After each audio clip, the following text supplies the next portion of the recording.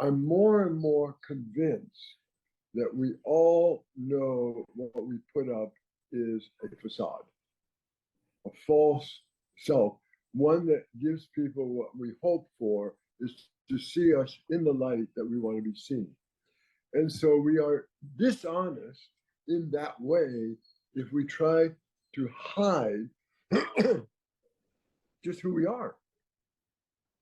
Whatever it is, the moment we're trying to hide that, the moment we're not honest and direct, the moment we're not truthful, we're where we are and who we are, we're already putting up this facade.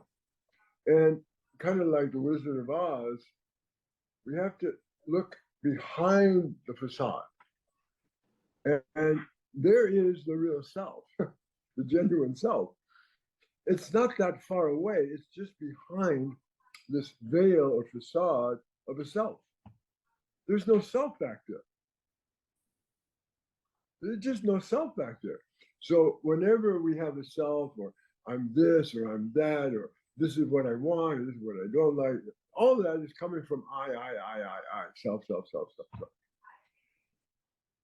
The moment we return to our original, whatever we call it, no self, mind only, the moment we return to that and drop the facade, we're free. And when are we free? We're free to be ourselves. I mean, it's not like it's gone. We still have a self, like Buddha said, we still have a self, but it's not the true self. It's just a false self. And we have that.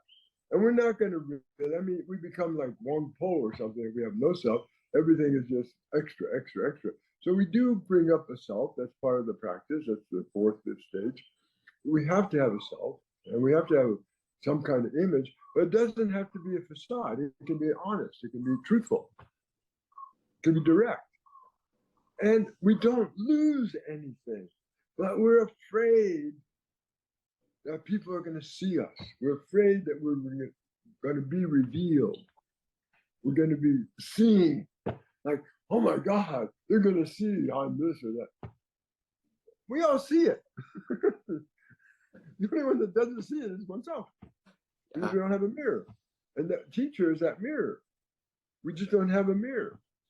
So the role of the teacher is to reflect that, to let us see what's behind, what's there first, and that there's something behind that is indescribable and unknowable and ungraspable. But it's there. That's what we call the true self, which is no self. It's not a self. It's that which is behind the self.